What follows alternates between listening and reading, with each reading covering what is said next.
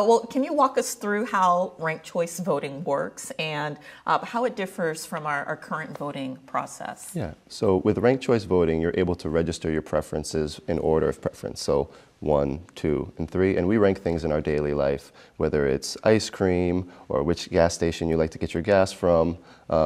In all facets of life, we rank things. And currently, our system doesn't allow us to express our choices and our preferences that way. You're stuck between one or the other. And we think that voters can express more and have a better representation and have their voices heard with ranked choice voting. And what are some of the benefits of ranked choice voting, you would say? The benefits is that you cannot win without a majority. That's the biggest benefit.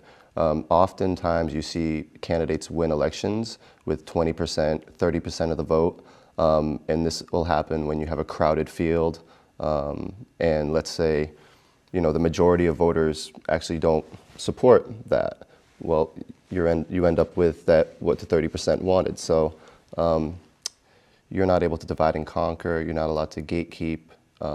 So we know from data and past elections that have happened with ranked choice voting that it allows for minority and women candidates to run like never before and actually win because you're not telling people to wait their turn, because you're not harming, like let's say, we could have a female person as a representative in this seat, but only if there's one person that runs as to hold that constituency.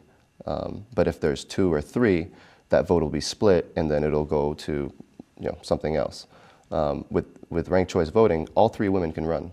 You're not telling people not to run, actually, and you can run and build coalition and have a slate where you're working together, and even working across ideological boundaries, because you're not fighting each other anymore. It's not like a race to the bottom where essentially you have to beat up on the other person to gain support. You actually don't benefit from those types of campaign behaviors with ranked choice voting. So you're actually encouraged to work together. And I think one of the biggest benefits is voter education that happens organically, because now if I'm a voter who participates in every election to the point where I'll have a lawn sign in front of my house saying, hey, I support this candidate.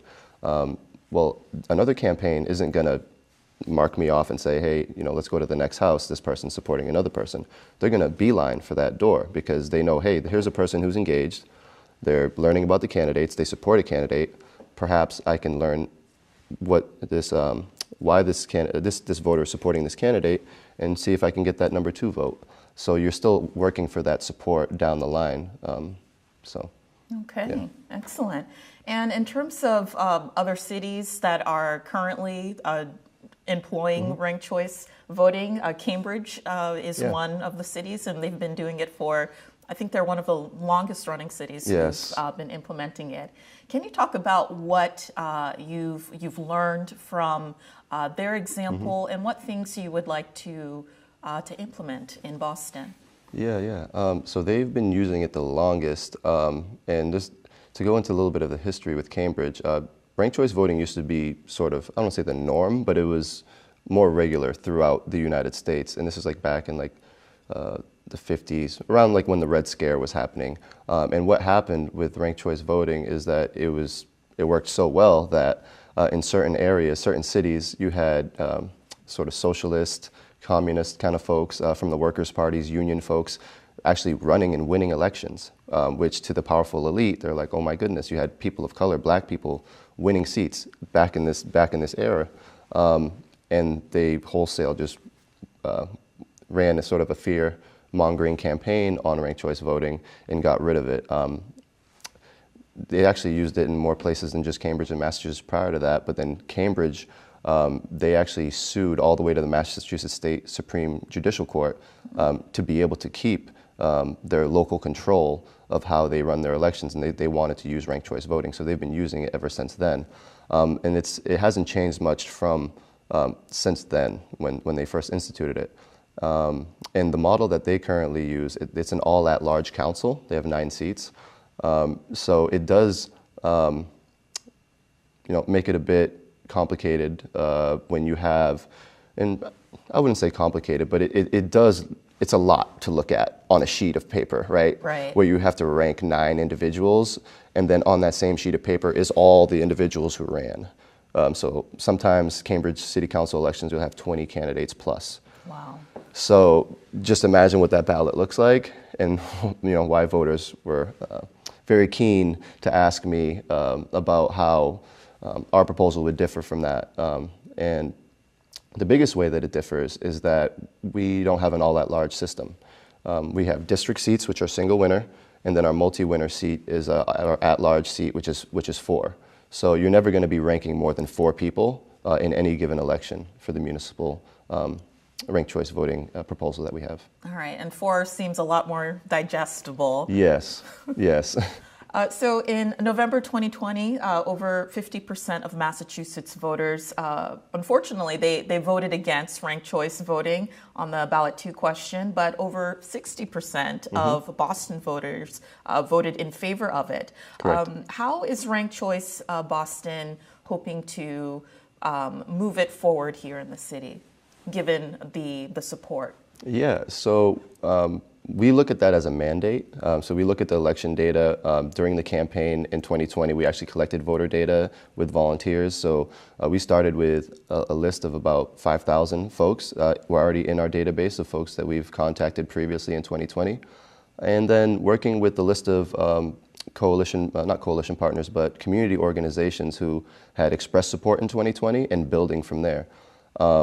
The other good thing is that we have folks in government who supported it in 2020 who have gone on to go to bigger positions, like when she was Councilor Michelle Wu, now Mayor Michelle Wu, she supported the 2020 question. Andrea Campbell, when she was on the council, she supported it. Now she's Attorney General. We have Maura Healey, when she was Attorney General, she endorsed the question. Now she's governor. So just the support is gotten to a better place. And just looking to build on that support. We worked in the last municipal election cycle to engage with all of our partners, directly with the candidates, but also through our partners, through candidate engagement, being in the community, just making sure we get the candidates on the record as far as, do you support ranked choice voting? Will you support ranked choice voting? And just working with them to give them the information that our coalition, have been expressing that we want ranked choice voting. And our proposal was shaped by our coalition. So from the beginning, we started from the ground up instead of from top down. We believe in sort of working perhaps maybe a bit slower, but more methodically in community and partnership, where we can, be authentic with folks and have that expression where folks, sometimes have concerns, and we're having those tough conversations.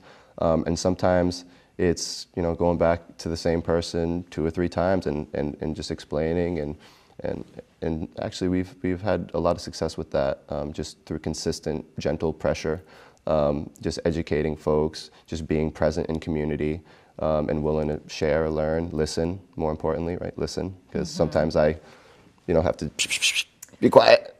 Don't we all? Yeah. So listening is very important to the reason we've been successful this time around. Wonderful. And what's next for Ranked Choice Boston? Well, for Ranked Choice Boston, I would say filing the home rule petition. That's what's next. So our champions from the outset of our campaign, we have our campaign co-chairs. So I want to shout out Tanisha Sullivan, the president of the Boston NAACP, Rasan Hall, he's the president and CEO of the Urban League of Eastern Massachusetts, and then Cheryl Crawford, she's the executive director of Mass Vote. They are our campaign co-chairs.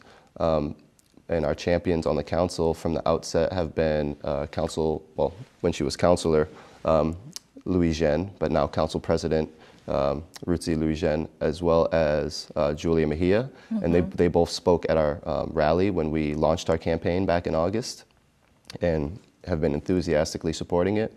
I would say sort of folks who have emerged as champions for us as well is at-large city councilor Henry Santana, who I've been very impressed with, and has really jumped on board as somebody who, you know, has been working with civic engagement with the city and really believes in civic engagement and what voting and fair representation can do. And as well as Enrique Pepin, District Councilor Pepin, he stepped up as well and really helped us push this and support us and, you know, meet with us in community and things like that. So it's really exciting to have this new council here.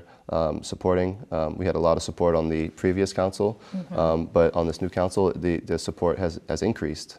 We actually, we have, I think, one vote increase with this new council.